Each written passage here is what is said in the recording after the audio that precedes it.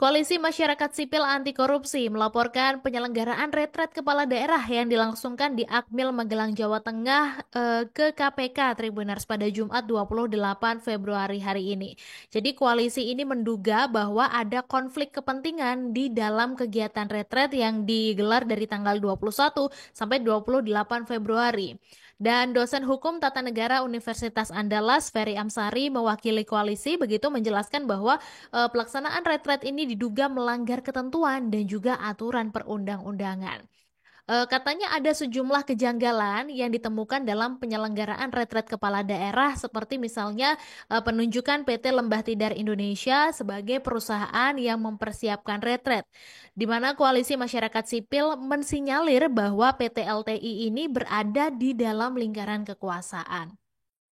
Kemudian menurut Ferry, proses penunjukan PT LTI mestinya dilakukan secara terbuka dan transparan, namun prinsip itu tidak terrealisasikan dalam pelaksanaan program yang dinilai memakan anggaran yang cukup besar tersebut.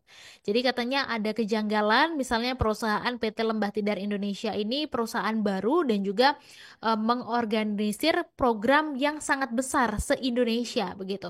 Padahal dalam proses pengadaan barang dan jasa ini ada prinsip kehati-hatian. Kemudian juga peneliti Perhimpunan Bantuan Hukum dan HAM Indonesia, Anissa Azahra menekankan bahwa kewajiban kepala daerah untuk mengikuti retret ini tidak berdasarkan pada regulasi yang sah dan berlaku.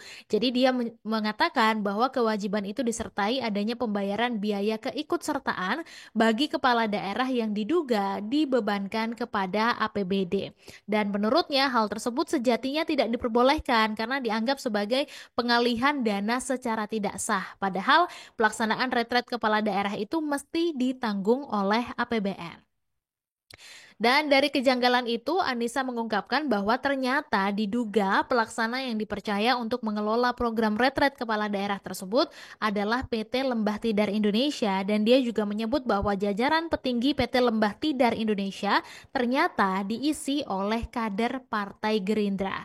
Dengan begitu dia menekankan kalau proses penunjukan yang tidak terbuka dan juga tidak transparan ini melanggar peraturan.